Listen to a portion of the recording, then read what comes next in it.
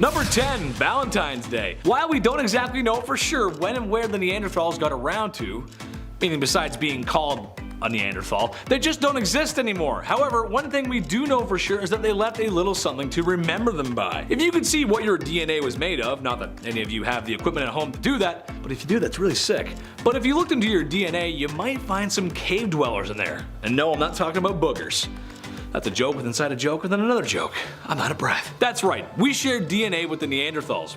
Why is that? Well, way back before MTV had a Throwback Thursdays, Homo sapiens and Neanderthals might have been doing like they did on the Discovery Channel, if you catch my drift.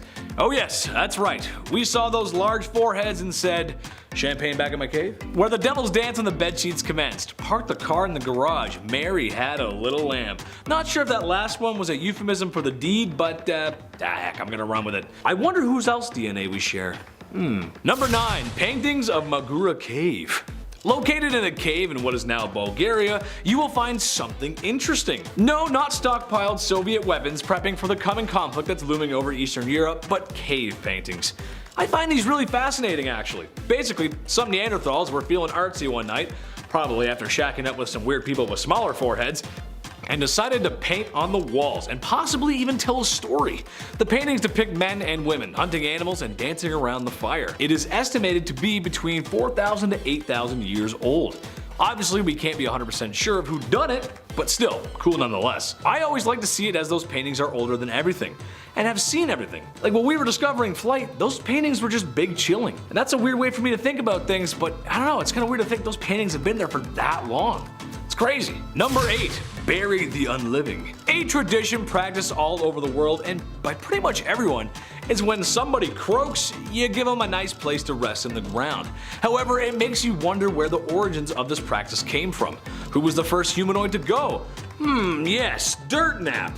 Perhaps it was the Neanderthals, as some studies suggest that Neanderthals were burying their deceased, and even marking graves with flowers, just like we do today. Doubt they poured one out for the boys, but still, pretty cool to think that the homeboys were getting some gangster flowers at their funeral. That's something Guy Fieri would say, right? Nothing tougher than a bouquet of yellow lilies with baby's breath. Yeah, that's right, I know flowers and stuff. I used to work in a garden. That's about all the info I actually know on botanicals. I'm sorry for yelling, I apologize. Number 7. The Pit of Bones. The Pit of Bones. Classic, great name. Located in northern Spain. Yeah, first of all, what a horrible, scary name that is. Imagine pitching this to the wife for a family trip. Yeah, we're going to the Pit of Bones. Grab your sandals. It's gonna be great. Since 1976, well over 6,000 human fossils have been collected from the Pit of Bones. They found around 28 individual Neanderthals in total, so maybe the Pit of Bones is actually a great name after all. Kinda nails it, I guess. The skeletons date back to around 430,000 years ago. Now, in terms of facial features, these are for sure Neanderthals. We can confirm them. Neanderthal lineage confirmed. Very old. That's so old. I can't even imagine. Number 6. Spears and arrows. Perhaps one of the most vital inventions, and one that we for sure still use today, is that of arrows and spears. They were a necessity, of course, back then when it came to hunting, and for people in the Stone Age, well, all they needed was wood, really. They would carve a leaf shape or a triangle at the tip, our modern day arrow, and they were used mainly by raiders or barefoot hunters. But when it came to hunting, you didn't want to get too close to your prey, right? Or else the wrong team would be claiming victory and then eating the other for lunch. So their solution was to throw these spears, or make really tiny ones. One of two. You can either javelin somebody really hard or hang back and, just shoot a big dude with an arrow. One of the two. It's gonna be a lose-lose probably. The oldest bows in history are from 9000 BC. Can you believe that? And they're home guard bows. And they're found in Northern Europe all the way from the Mesolithic period. The oldest spears, however, they come from Germany around 400,000 years ago. They're actually the oldest wooden artifacts in history. Imagine being the first person to make a spear. Forget iPhones. A spear? Buddy, you're a genius. Number 5. Medicine. You can only imagine the various injuries Neanderthals would have, right? Hunting down a mammoth or a bison 3 times the size of you, yeah, odds are you're gonna get a bruise or two. More than fair. So what did Neanderthals do at this point? Is that what the pile of bones is for? I'm starting to connect this. That makes more sense. God, that's dark. How did Neanderthals live for so long without a pharmacy, right? All that yelling, no halls. Are you kidding? My throat hurts doing this list already. Neanderthal medical skills are pretty similar to what our ancestors did.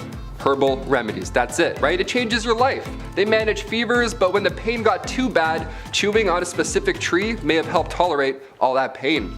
Yeah, 4,000 years before penicillin, Neanderthals were chewing on aspirin.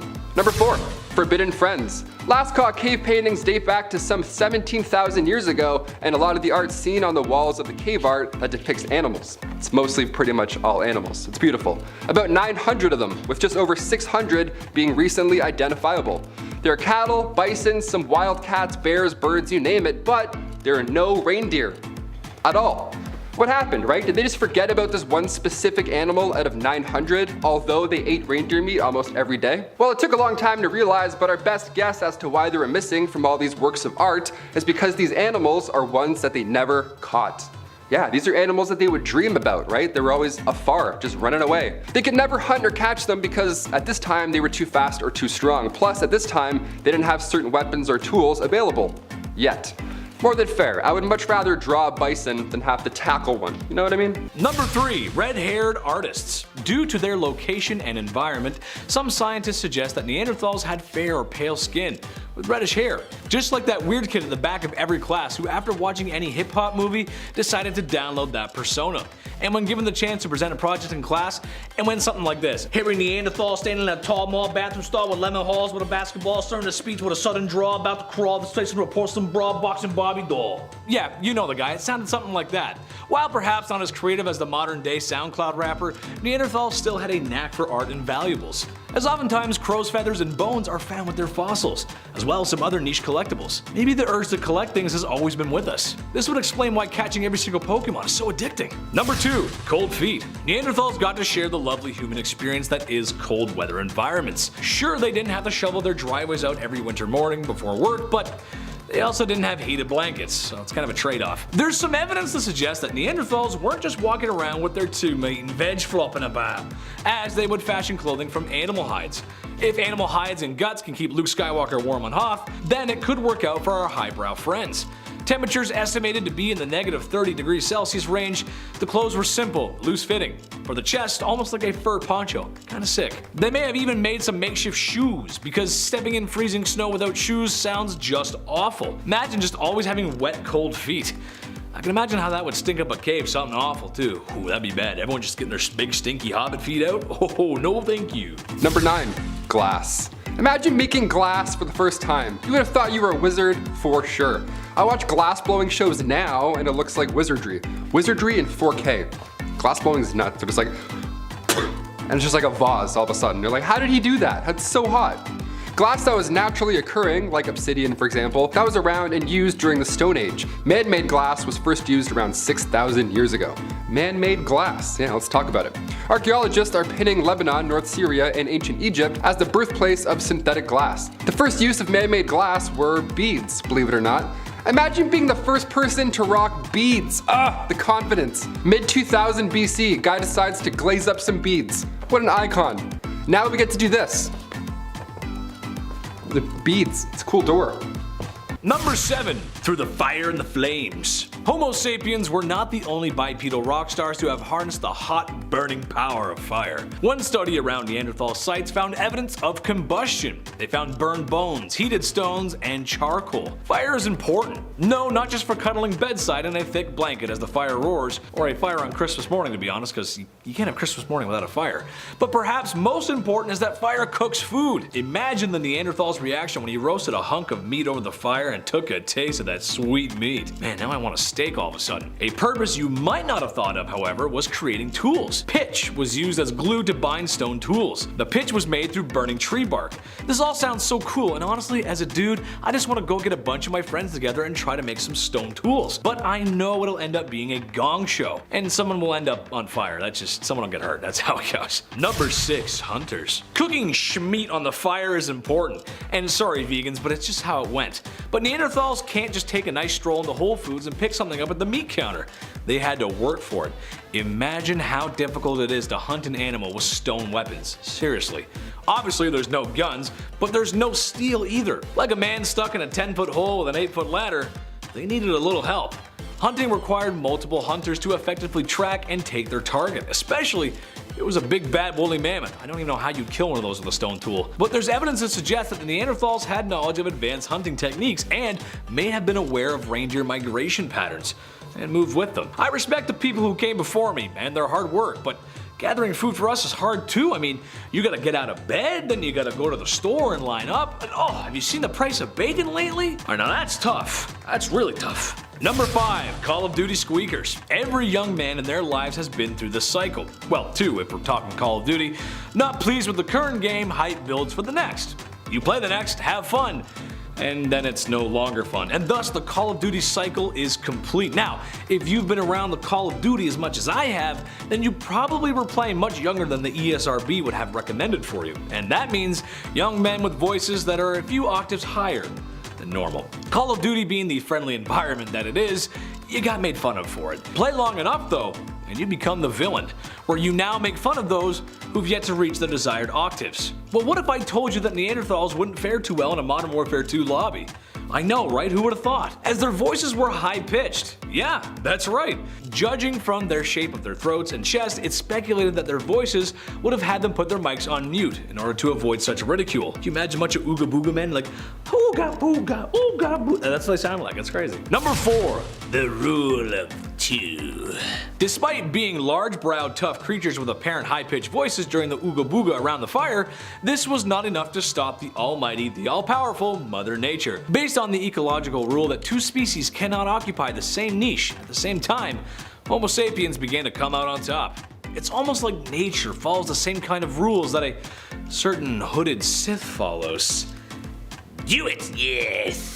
I'm back, Palpatine. Somehow I have returned. Anyway, all Palpatine references aside, no one is 100% certain why the Neanderthals went the way of the dodo. However, you can imagine if they were still around today, I'm sure they would be welcomed with open arms. Not ostracized for looking or sounding different, because we're humans and we've never done a bad thing ever, like once, not even once ever. We would treat everyone, we love everyone.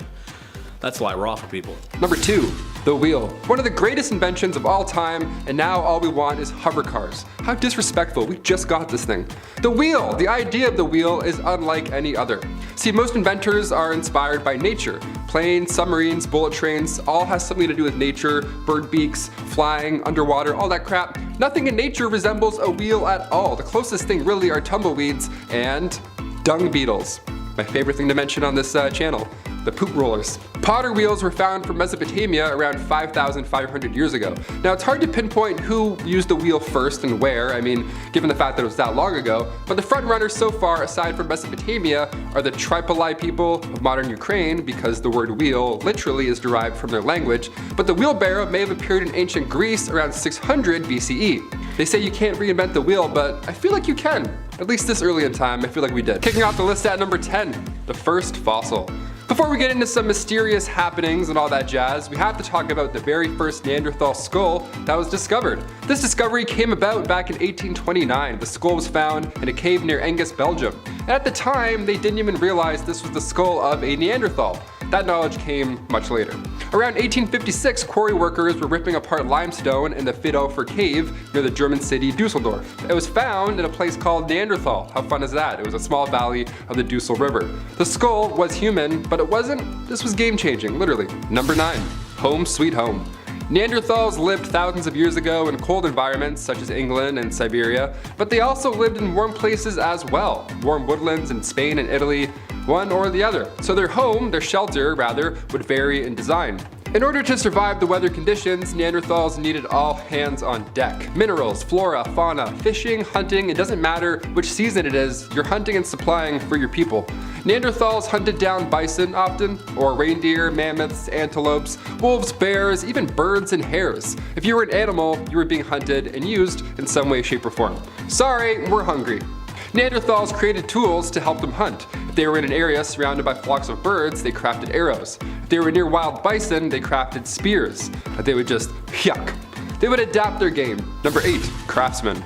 Doesn't matter how far back you go, art will always be around in some way, shape, or literal form. Neanderthal craftsmen would carry with them a pouch, and in that pouch it includes lithic flakes, sharp rock flakes to cut anything, scrapers would be used to cut animal meat or carve wood, pressure tools were also in there as well to sharpen the, other tools I just mentioned. Just tools for tools in a big old pouch. Neanderthals would use hard rock knapping and use striking techniques, and sometimes they would carve art. Yeah, Neanderthal carvings were discovered in Unicorn Cave over in Germany recently. Archaeologists found 50,000-year-old deer bone with patterns carved into it. Either these guys were bored or they were expressing themselves. I say both. Number 7, axes. The Neolithic period, also referred to as the New Stone Age, introduced us to many vital tools that we still use today. Like an axe, for example. Around 10,000 BC, Neanderthals moved from being these small hunter-gatherer type groups to these much larger settlements. In order to do so, you had to clear a lot of land. Humans evolved at this point in history because that's when we went from flaking stones to grinding them down entirely. We put a little more elbow grease in order to clear those trees out, to build a settlement or 2 or 3 or 5. Neolithic axes were found at sites in England and Denmark. This one here was found in great condition, alarmingly great condition. Like, look at this thing. It was uncovered during archaeological surveys for a tunnel project in Denmark. Imagine finding a 5,500-year-old axe in the middle of your shift. And in case you're wondering, the lack of oxygen in the surrounding clay is the reason why the wooden handle was preserved so well. It almost seems like it was placed there as some type of offering. My first thought is that it's for sure belonging to the Odin-Thor family. I don't know. It's placed downwards, you know what I mean? No one touch it. Number 5, flutes. We love a solid flutist. They're flutists, right? Flutist? Dude, I've always wanted to play the flute. Pied Piper, that guy is daring. That guy's wild. He runs around town and plays the jazz flute all day long in tights. Of course I want to be like that. Mostly, he's got some flaws. But who was the first person to bust out We Three Kings? Who do we have to blame for all those horrible recorder classes in elementary school? Always the one kid next to you, you're like, drain the spit, it's not on properly. Use that pinky, cover your thing up. The first instrument known to man was most likely our vocal cords, but the second instrument were the flutes of Glycine-Coastral Cave. They're the oldest musical instruments that have ever been discovered. They were made from bird bone and the ivory of a mammoth. Yeah, so that's an indication how old they are. They made music out of mammoth ivory. That's old. Brass? Like, no, we haven't found that yet. Number 4, paintings. Yeah, why not? Let's include art into this mix. Who was the first person to create art? The Lascaux Caves have been dubbed the prehistoric Sistine Chapel. These cave paintings are from 17,000 years ago and they're beautiful. But if you're thinking about sneaking down there to write Jordan was here, well, you better think again. The cave was opened originally in 1948, but due to carbon dioxide levels and sweat from visitors and just people breathing and being around, it was closed in 1963. You can't be breathing on our prehistoric paintings. Get your morning dad breath out of here, sir. We don't want that. Look how beautiful it is. It's really nice. Learning about our history is challenging, but it's slowly fading away. We're breathing on it all day long. But these caves in France are not home to the oldest paintings in the world, believe it or not. Altamira Cave in Spain houses cave paintings from 35,000 years ago. The paintings were in such great condition that at first scientists doubted that they were the real deal from that long ago. But in 1902 they were marked as the real deal. These ochre and charcoal images are the most well preserved on the planet. Meanwhile, I'm over here still drawing the sun in the corner of my page. And finally, number 1, human sacrifice. Archaeology is fascinating, but the deeper we dig into our earth, the more we find out about our haunting past. And our past is pretty shady. We don't want to know too much. It's like, oh, we used to do what? Cover that back up. Usually these findings are horrible. Not too long ago we found the remains of a 3,000-year-old skeleton in Greece. And they found this skeleton on the side of Mount Lycaon, which historians know is the site of animal sacrifice for Zeus. For Zeus, the f***ing Zeus. Ancient writers mentioned this site and how human sacrifice was also at play here, and now thanks to technology we can confirm that this is indeed the case. We scanned it and we're like, oh yeah, for sure, this is not an accident. The upper part of the skull was missing and the body was laid out on 2 lines of stones with stone slabs laid on their pelvis. We look at Greece, of course, as the birthplace of philosophy, democracy, and the 100-meter hurdles and all that jazz, but they also did some sacrifice in their early human days. And their time off, when they weren't slamming weak Merlot. Science has allowed us to look all over the world too, not just Greece. Ancient Egyptians and Aztecs. Sometimes after Mayan ball games way back in the day, the losing team would be sacrificed. That would suck. Number 10, Ray Romano. While listening to Ray Romano's voice for hours on end may be one of the harshest punishments ever conceived. Seriously, I wouldn't want to do that. What I was actually referring to was his portrayal of the woolly mammoth in Ice Age. Yes, the large tusked beast of the forgotten era. They were tough, and if crossed would surely spell the end of any Neanderthal brave enough to face one alone. Which I'm sure at some point was. Cause trouble in the tribe? Well, then you have to bring us dinner, and we're hungry, so please go single-handedly and hunt and bring back a woolly mammoth. I couldn't even imagine. Unfortunately for those Neanderthals, this isn't Star Wars, and they weren't Boba Fett. Bringing back the head of a beast single-handed wasn't going to happen. They were most likely going to get trampled and left for archaeologists left to find thousands of years later. Yeah, no thanks. Number 9. Cliff. While the Neanderthals might not have been as smart as their Homo sapien counterparts, they were not exactly idiots. You find a high enough cliff and you push said banished member off the cliff. It's simple, but effective. There's a good chance that whomever gets pushed off said cliff will not cause trouble for the tribe any longer. This is something that many civilizations would do for many years. The Greeks, the Romans, just about everyone really. You can't blame them either. It's cheap and quick, and if the cliff or ledge is high enough, you don't ever have to worry about cleaning up. Although I wouldn't do it in a pit like the Spartans. That would just fill up too quickly. And no shot that was the first time that Leonidas kicked a dude in the pit, let's be honest. Is there someone who empties the hole later? Cliffs are just easier. Just easier. Number 8. Ear infections. Okay, not exactly a punishment, but it could be a punishment from up above. Hear me out. Not exactly sure who did this to the Neanderthals. Maybe it was God, maybe it was evolution, maybe it was something else. But the Neanderthals were cursed with something that I don't ever want to experience again. Shout out to the people who don't want to put their head underwater because after about 5 hours, the bonfire on the beach isn't so fun with your friends because you have an ear infection. Yes, that's right, ear infections. I'm sure I just described someone's least favorite summer night. Well, according to a study in 2019, ear infections were common in Neanderthals and may have ruined many meals by the fireside. While humans like us eventually grow out of them due to our ears' insides growing larger as we grow older, the inside of Neanderthals' ears stayed small and were a perfect place for bacteria. And like most folks, you're not you when you're hungry. You're also not you if you can't hear the Arctic monkeys playing by the bonfire because of a really bad ear infection. Honestly, if you ever had one, I'm just sorry. Number 7. Extinction. Neanderthals emerged 400,000 years ago, and we've always thought that their extinction was caused by some sort of event, right? Some catastrophic wipeout. Very recently, a human tooth was discovered in a cave in southern France. The tooth is from 54,000 years ago. Now, this is important. We've always thought that Neanderthals went extinct 40,000 years ago when modern humans started rolling around. But this new discovery could mean that the two species may have coexisted at the same time. Did modern humans wipe out Neanderthals? Are Homo sapiens to blame for the extinction of Neanderthals? Ooh. Meanwhile, I'm over here like, hey, hit that thumbs up button. What's up, gang? Cheers. For wiping out people and gangs and civilizations. I'm like, oh, I'm just asking you to subscribe, please. Number 6, lunchtime. I'll have no idea what to eat for lunch from time to time, you know, but sometimes I'll straight up complain about it. Like I'll actually whine. I'll be like, oh, I don't know what to eat. How can I choose? Ooh, like what? I need to remind myself this is not a problem at all. Neanderthals would of course have to hunt in order to eat, but what if they couldn't hunt? Then what did they eat? Hart and Tarter hinted at their diet. They would eat mussels, dolphin, seal, tons of plants. This came to light after part of a seal's jaw was discovered in Vanguard Cave in Gibraltar. The jaw had man-made cut marks in it, marks from tools that I mentioned earlier. It's all coming together. See, we're starting to figure out Neanderthals as a unit. This is what we're here for. Number 5, more art. Here's where we're at with Neanderthals and art. First of all, we don't have actual representational art yet, but we do have symbolism. That's pretty close. It's close enough for me. And just as fascinating, in my opinion. Especially when they look like this.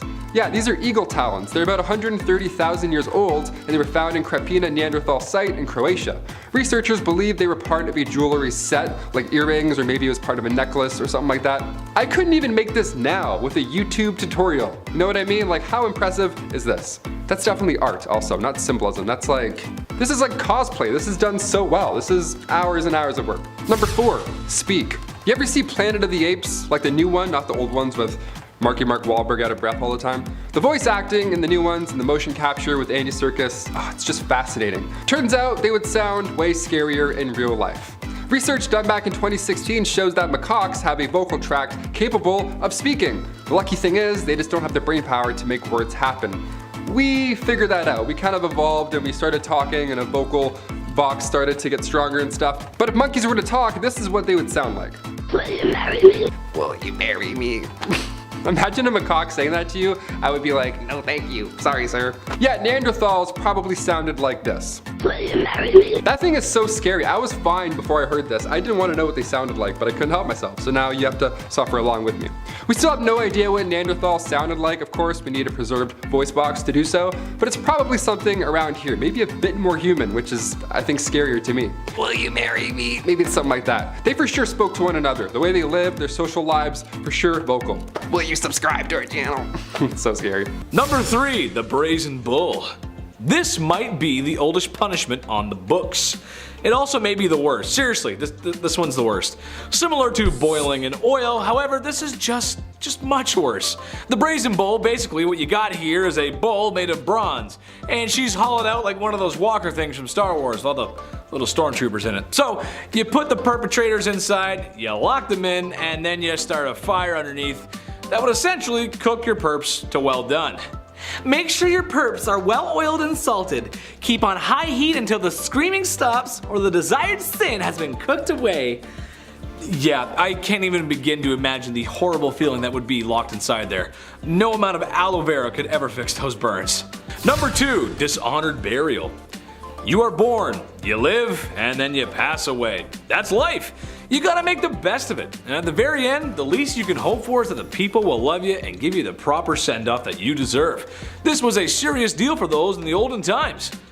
Every culture from every corner of the world has some sort of burial and ritual rites. However, imagine if you were the tribe's disgrace. Perhaps you ate all their food, or never contributed to the tribe. Maybe you're the reason why my favorite VHS tape went missing. Well, sir or madam, for your crimes and disrespect against this tribe, when you pass on, you will not receive the proper burial rites. There's been a few cases of remains dug up different from others, which begs the question, what did the person do to deserve such dishonors? And what did they do with my favorite VHS tape? Number 1, banishment. Hello, darkness, my old friend. In the same way that most teenagers across the country feel when they discover hair dye, punk rock, and feelings, is probably the same way Neanderthals feel when they were banished from their homes. A simple plan really, non-violent but quite effective. As you walked along the boulevard of broken dreams, you'd be searching for a new home in the brutal, cold, and scary world that was ye olde times. Not even your offspring will know you, as you may never return. Besides, you're in too deep, and you're trying to keep yourself alive with anything that you can find. The all-American rejected teenagers do this kind of isolation from the comfort of their warm, isolated bedrooms that are paid for by loving parents. The Neanderthals were serious, as leaving the safety of your numbers had many disadvantages, not being eaten by a predator for one. Stay strong, kids. Stay strong. Starting off this list in our number 10 spot, we have Sahelanthropus tichensis. This species is one of the oldest known in the human family tree. We're starting right at the beginning. This species is said to have lived about 6 to 7 million years ago in West Central Africa. It is thought that they had the ability to walk upright, and this may have helped them diversify the habitats that they could live in.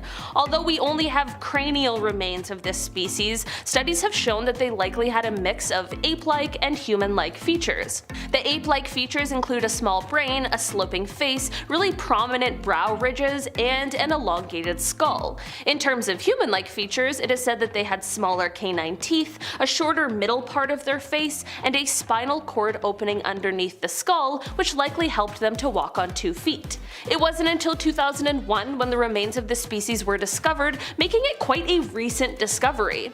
With this discovery came the knowledge that the early humans were a bit more widespread at this time than we had originally believed. Number 9, Craftsmen. It doesn't matter how far back you go, art will always be around in some way, shape, or form. Literally, Neanderthal craftsmen would carry with them a pouch, and it would basically be a vandalism pouch. They could just go around and draw anything they wanted. And inside of it, it includes lithic flakes, sharp rock flakes basically to cut anything at any time. You had with them scrapers as well, which would be used to cut animal meat or carve wood. Pressure tools were also in there as well to sharpen said other tools. Just the first ever tool belt, essentially. Now, Neanderthals would use hard rock knapping and use striking techniques, and sometimes they would carve art. Neanderthal carvings were discovered in Unicorn Cave over in Germany recently. Archaeologists found 50,000-year-old deer bone with patterns carved into it with said tools. So either these guys were bored or they were expressing themselves via art. Number 8. Food supply. Hunting looks challenging today, let alone thousands of years ago. I'm sure a crossbow helps, but back then, not so easy. Neanderthals would of course have to hunt in order to eat and survive, but just what did they eat? Hardin Tartar hinted at their diet, and that diet being mussels, dolphin, seal, and tons of plants. Now this came to light after part of a seal's jaw was discovered in a Vanguard cave in Gibraltar. Now the jaw in question had man-made cut marks from tools that I mentioned earlier. So now we have a full picture. Now we can put a date on it. In our number 7 spot today, we have Auroran tungenensis, also referred to as the Millennium Man, which is way easier for me to pronounce. This species is another one of the earliest on the human family tree, and they are said to have lived about 6 million years ago. This species was discovered in 2001 by a team of French paleontologists who were searching in the Tungen Hills region of central Kenya. Here they found over a dozen fossils that belonged to the early humans of this time period. The people of this species are said to have been about the size of a chimpanzee, and they had small teeth with thick enamel, not unlike us modern humans. While any discovery of early human remains is fascinating and super important, it is said that the most important fossil from this species is that of an upper femur, which shows evidence that this species was bipedal. They likely still climbed trees and that sort of thing, but they also likely walked upright. In our number 6 spot today, we have Australopithecus afarensis. I had actually never learned of this species before researching for this video, but it turns out that this was one of the longest lived and best known early human species, as researchers have been able to uncover the remains of more than 300 individuals. It is said that this species was first seen somewhere between 3.85 and 2.95 million years ago, and that they survived for an impressive 900,000 years, which is 4 times longer than we as Homo sapiens have been around. More similar to chimpanzees than modern humans, the children of this species grew quite rapidly after birth, and they reached adulthood faster than we do, which means that they likely had less time for parental guidance and socialization. This species had both human and ape-like characteristics. They had more ape-like face proportions and a brain case for a brain, quote, the size of a modern human brain. They had long, strong arms and curved fingers, which shows that they must have climbed trees. This ability to live both on the ground and in trees likely is what helped them to survive for almost 1 million years through climate and environmental changes. In our number 5 spot today, we have Homo antecessor. The discovery of this species starts out at a huge archaeological site in Spain called Gran Dolina Cave. This cave is rich with history, but as relates to this list, at this site there has been found the remains of a hominin group called Homo antecessor. This discovery came in 1997, and this species is often described as having a mix of modern and primitive traits. It is thought that there were similarities with this species between both other species, Neanderthals and Denisovans, which shows that they all must have shared some common ancestor. In our number 4 spot today, we have Ardipithecus cadaba. This is a species that had its discovery in 1997, but when the paleontologist who first found a piece of lower jaw lying on the ground, he didn't think that he had just discovered a new species. After 10 more specimens were found, it was safe to say that a new early human ancestor had been identified. The remains, which included this jaw, as well as hand and foot bones, partial arm bones, and a collarbone, were dated back to about 5.6 to 5.8 million years ago. The toe bones showed us that this species walked on 2 feet, and the fossils of other animals found in the area where these early human remains were found showed that they lived in a mix of woodlands and grasslands. Because we have jaw remains, we have been able to conclude that they likely ate a variety of fibrous foods. Their back teeth were larger than a chimpanzee's, but their front teeth were much more narrow. In our number 3 spot today, we have Kenyanthropus platyops. This is one of the more mysterious early human species, as there is still so much that we don't know about them. What we do know is that they lived in Kenya about 3.5 million years ago, and that they lived during the same time as the Australopithecus afarensis that we talked about earlier. Despite them living at the same time, however, this species had much smaller molars, which researchers believe reflects a different diet. This means that these two species likely did not compete for food. There are some people who believe that us as Homo sapiens are related to this species because of their facial features that are more similar to modern humans compared to the faces of some of the other human species that existed at the time.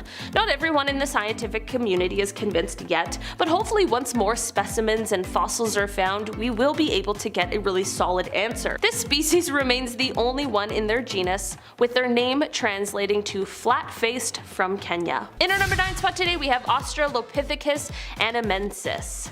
Back in 1965, a research team led by Brian Patterson found a single arm bone of an early human at a site which was located in northern Kenya. This was an amazing find, but without additional human fossils, they were unable to identify exactly which species it belonged to.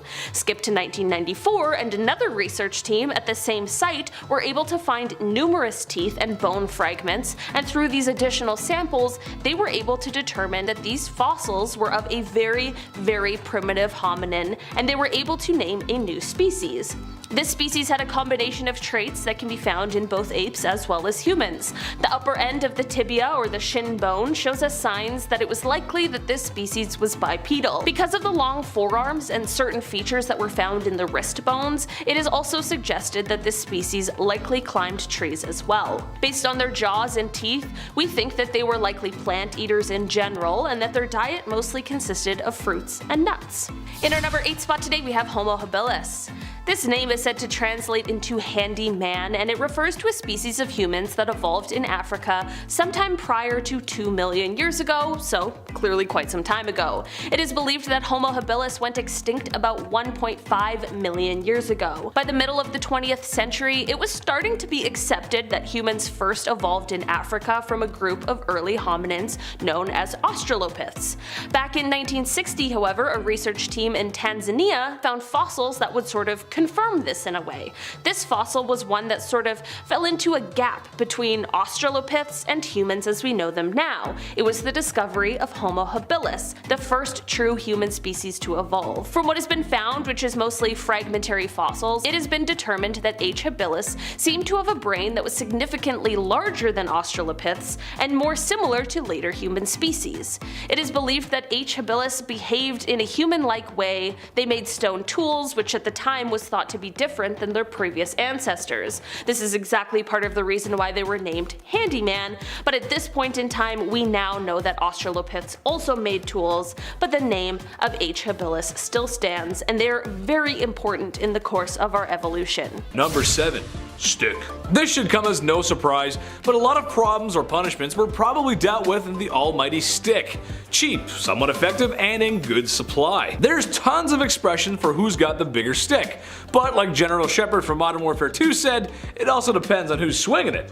We'll never really know who was the first human-like creature to pick up a stick and wave it, but what we do know is that sticks are a part of everyday life, like tools and hunting. The sticks can also make for an excellent punishment delivering device. Sticks and stones may break your bones, but names can never hurt me. Well, maybe sometimes. Honestly, the only time I've ever been really hurt is when the world lost Harambe. Rest in peace, you silverback angel. Life's never been the same since. Number 6. Rock. And you smell what the Rock is cooking. Man, I miss the old Rock. I miss the WWE. Those were just good times, weren't they? Stone Cold too, what a great guy. Speaking of rocks, probably the next best thing to a stick is a rock, probably even cheaper and more plentiful than sticks. All kinds of punishments can be derived from rocks. Simple techniques such as having the tribe fill baskets full of rocks and then throw them at you until you're seeing stars, or just ceasing to exist. Or in a similar situation, throwing someone off of a cliff, take a semi-large rock and drop it from a large height on top of somebody's head. Methods are different, however it usually ends up in the same results. Just wait till they find out what kind of minerals and ores are hiding in those rocks. Oh, the discovery of metal and metalworking. Number 5. Good soup. Perhaps we'll never know where any of these punishments truly come from, but like all things, they had to come from somewhere. Maybe they did come from Neanderthals. What I'm talking about here is boiling people alive in oil. The good old days, which honestly sounds like the worst way to go. It just can't be nice. A practice that yet again was done all over. Giving people the lobster treatment must have been the worst looking, the worst sounding, and the worst smelling way to unalive someone. I happen to be a lover of theater, but man, this is a little too much. It's hard to call this anything but theatrics, as I'm sure there are much easier ways to achieve certain goals. Honestly, you could probably cough on someone and would achieve the same result. Boy, am I thankful for sanitation. Number 3. More art. Okay, here's where we're at with Neanderthals and art. First of all, we don't have an actual representational version of their art, but we do have symbolism, which is Some would argue the same thing. That's pretty close. And just as fascinating, really.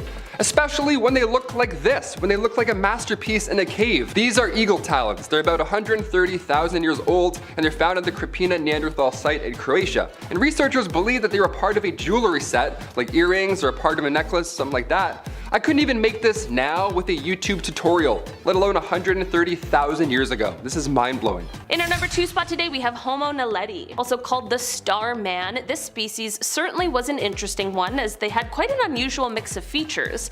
It is said that parts of their skeletons would be indistinguishable from modern humans, but that there were other parts that seemed almost ape-like. This species had a brain that was only slightly larger than a chimpanzee, but they were still capable of sophisticated and more modern human-like behavior. No one is exactly sure when these guys existed or when exactly they went extinct, and it isn't quite clear where they sit in the evolutionary tree, but some experts believe that they may have lived at the same time of Homo habilis that we talked about earlier.